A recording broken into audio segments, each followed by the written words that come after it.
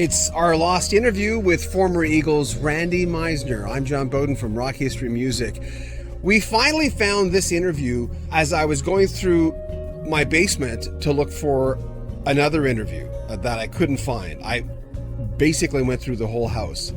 Now, I had transcribed the interview with Randy Meisner quite a few years ago, but I couldn't even remember what date it was. And I had to fix it.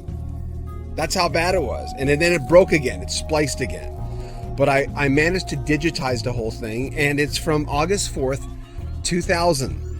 He was in California. I was in Vancouver at the QM-FM studios.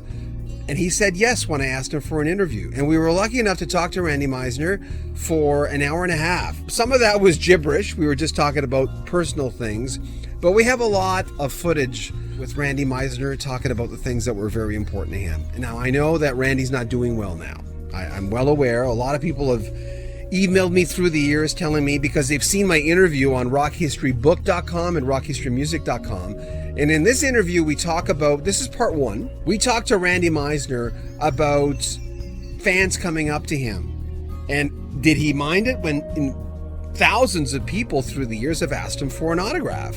No, it's like part of your gig, you know. It's like they're the fans. They're the ones that make you. Just like when I was with the Eagles, like in Japan, I remember just a little story. These people would come up, and it was so funny because they would want autographs. So they'd have an album setting out, and you'd say, okay, I'll sign that. And what they did is have like about 12 of them layered, so it looked like one. Oh, my God. You sign one and just jump, like a little shutter thing. Could you sign this too?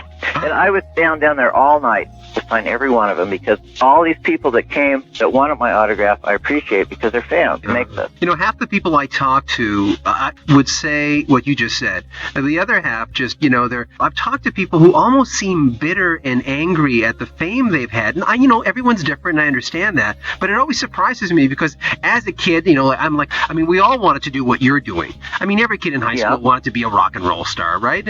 It's part of almost the culture we live in. And yeah, it's like a dream, Sure. Well, hey, I can tell you this. It's like every week I get like about 2 or 3 letters, kids and young kids all over, the U.S. and stuff, and all they want is an autographed picture. And it's amazing. I don't know if their parents tell them, but, gosh, we played so many gigs that we've seen kids like, 15 and 16 singing all the lyrics, that it really makes you feel good, because they're appreciating, what I did and what we do. Shows it's lasting, too. Look at the Eagles' greatest hits.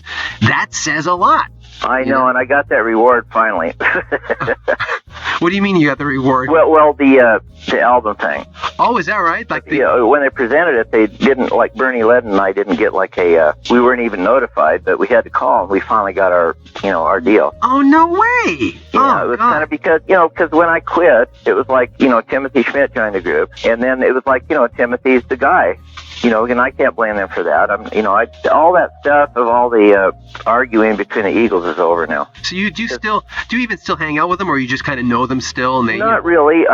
This next Tuesday, I'm going to do a benefit for a friend of mine, Fred Wallachy, which was, he was the guy that all of us bought instruments from with the Eagles, and he became like just one of the group almost. Right. And he had like a bad deal with his throat. He had a cancer in the throat. And so this next Tuesday and Wednesday, I'm going to do a benefit for him. And there's Don Henley's going to play, Linda Ronstadt, Jackson Brown, all these people. Oh, wow. And it's like we're all doing it for Fred, because he's our friend, and it's going to be really fun.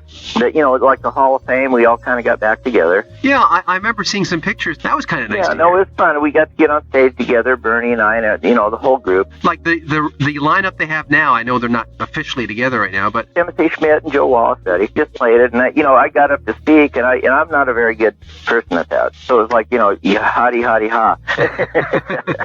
That's Randy Meisner, of course, former bassist and vocalist of the Eagles.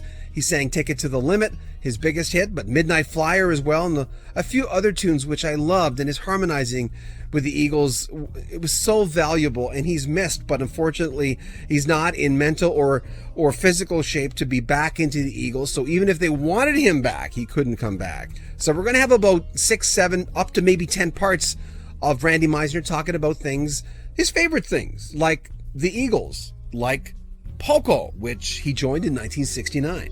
I did that first album with them, picking up the pieces. And then there was a thing where Richie Furay, we made the album, and then I called in and, I said, well, I want to come down and listen to the mix. And Richie, for some reason, they thought that him and Jimmy Messina should just do it alone. And I said, well, if that's the way it's going to be, I said, I don't feel like a member of the band. Richie said, okay, so you can quit, kind of thing. So then I left. It was just simple as that. And I went back to Nebraska and worked as with a friend of mine that owns a John Deere dealership. I was like a parts man for about 8 months. Wow. And then Ricky Nelson called me, and I played with him for a while. And he said, Randy, they were doing Rudy the Fifth, I think it was. And in the meantime, I had started like a group back there, like I was playing from 9 to maybe 1 in the morning, and then getting to work later every day at the John Deere dealer. And pretty soon Rick called, and he says, can you come out and just do a couple of songs, because we want to hear your bass playing. So I came out, and then it started all over again.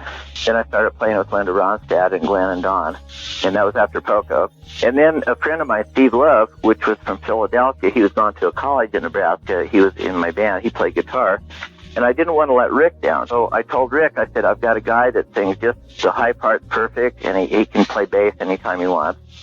And so I got Steve a job with Rick, so I didn't let Rick down, in his band. And then I went on with Don and Glenn. And then we got Bernie from the Burrito Brothers. He had just left. John Beaudin was a big part of that, the producer. But yeah, God, I remember the first time I played with Linda Ronstadt up in San Jose, California at Chuck's Cellar. And God, it was so fun playing with Don and Glenn. That's when it all started. Make sure you join us again for the lost Randy Meisner interview that we finally found to be able to transcribe. And as I mentioned earlier, I didn't even realize when this interview took place. We had transcribed it, put it on the net, and people kept asking us, when was that from? And I'd go, I don't know, 2003. I'd forgotten. Time goes by. You do other interviews, right? So we've got the actual tape. It's from August 4th, 2000. And we were talking, and we'll have part 2 coming up for you next week of our lost Randy Meisner interview. And by the way, we wish him well. We hope his health improves, his mental and physical health improves. Stay tuned. I'm John Beaudin. Make sure you comment on our videos and subscribe to our channel and share our videos. This is Rock History Music.